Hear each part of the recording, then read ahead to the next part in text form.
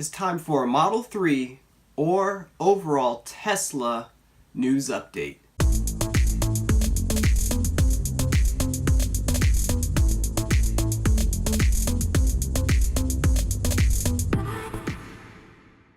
In the past week or so, there's been a lot of news that impacts Tesla or information coming out about Tesla. This video will kind of put everything together and make it easy to digest for you. So if this is your first time finding my channel, be sure to subscribe so you can get notifications when I post new videos.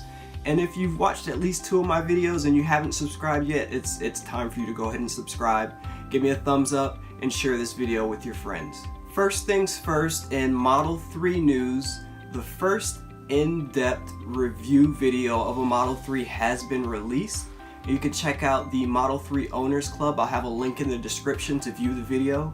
It's over an hour long and they go through everything. I mean, they take measurements from everywhere in the car and they run through all the systems with the touchscreen. So it's a great in-depth video. Again, the link's in the description. So check that out for an in-depth review of the Tesla Model 3. So Tesla recently had an earnings call, and the biggest takeaway from the call is the bottlenecks in the Model 3 production line. And there was a video that they released to go along with it. So you can check out the Model 3 and the automated production line. So Elon addressed the bottlenecks and he tried to explain why there was only 220 Model 3s that were delivered in the quarter. But at the same time, the Model S and Model X sales were very strong. So there were 14,065 Model S's that were sold and 11,865 Model X's that were sold. So yeah, the Model 3 production was low, but the other 2 productions for the Model S and the Model X were very strong, and there were a lot of deliveries made. So when discussing the Model 3 production bottlenecks, Elon did kind of push out the goal. So the goal of 5,000 cars per week was supposed to be made at the end of this year, but he pushed that out to early 2018. And while Elon didn't mention this in the call, the response to the hurricane in Puerto Rico could also be impacting the Model 3 production. We know it's impacting the production of and delivery of Powerwalls, and it kind of leaves us at a unique place where we might be waiting on Tesla products, but we also can appreciate the need in Puerto Rico, and it's something that I feel as well, and I wish there are ways that I can help out. So the guys over at Now You Know did release a video about Tesla's Puerto Rico response, and I'll have a link to that in the description, and the things that they want to do to try and get the Tesla community together to see if we can drive Tesla to do more. And maybe even without Tesla, if there's things that we can do as a community to help our fellow US citizens in Puerto Rico out.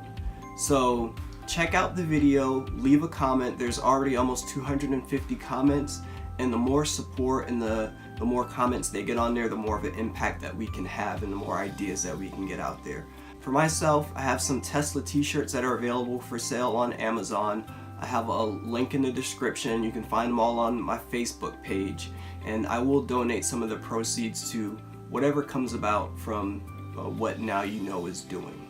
Wow, the focus on the video for the first half seemed really bad, but hopefully it's corrected and everything will be okay now. But I do have some plans for a future video series that we might be able to tie in and see if we can help out Puerto Rico there. So stay tuned, and I'll be launching that new video series soon. Alright, the last topic that I want to discuss in the video is the possible elimination of the $7,500 EV tax credit. So by now, many of you have heard there's a tax bill that was recently introduced into Congress, and a part of that tax bill eliminates the $7,500 EV credit.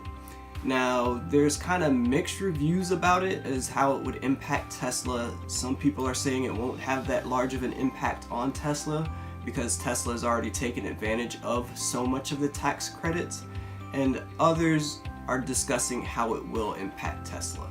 While ending this tax credit might have less of an impact on Tesla as some other car manufacturers, it will still have an impact on Tesla, and a negative impact on Tesla. So the way this tax credit works is on the first 200,000 cars that qualify for a certain manufacturer, the people that purchase those new cars get the full $7,500 tax credit.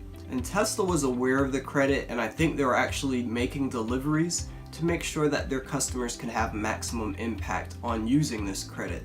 So Tesla might have been holding off deliveries so they could make their 200,000th delivery under this credit early in 2018. So with that in mind, everybody in the first quarter of 2018 would still qualify for the full $7,500 credit. And even in the second quarter of 2018, everybody that purchased would take advantage of the full $7,500 credit. So again, it seemed like Tesla was making deliveries with this in mind. So what this would possibly impact is about 6 months worth of vehicle purchases that would no longer be able to receive the full benefit of that tax credit. And then it would be phased out after that. So another 3 months, they'd get 50% of the full credit, and then for another 3 months, they'd get 25% of the full credit. So with how Tesla was rolling it out, all of 2018, their customers could have been receiving at least a portion of that tax credit.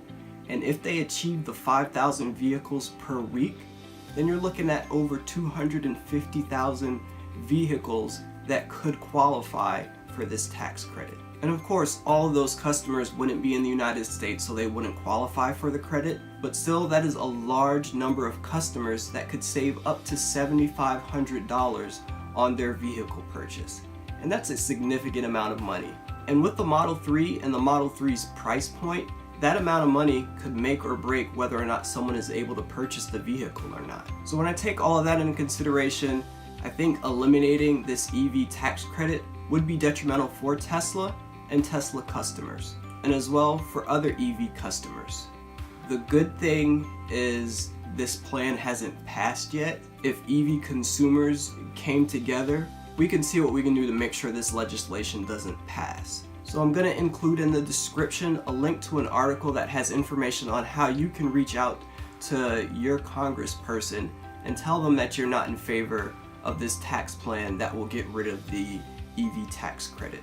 So click the link, read the article, you put in your zip code, and it'll let you know how to get in contact with your representatives in DC. Alright, so if you're interested in buying a new Model S or a new Model X or even Tesla solar panels, I have a link in the description that can get you either an additional 5-year warranty on Tesla solar panels, or can get you unlimited supercharging on your Model S or Model X. So click the link and go ahead and use my referral code to take advantage of those. And as always, thanks for watching and catch you next time.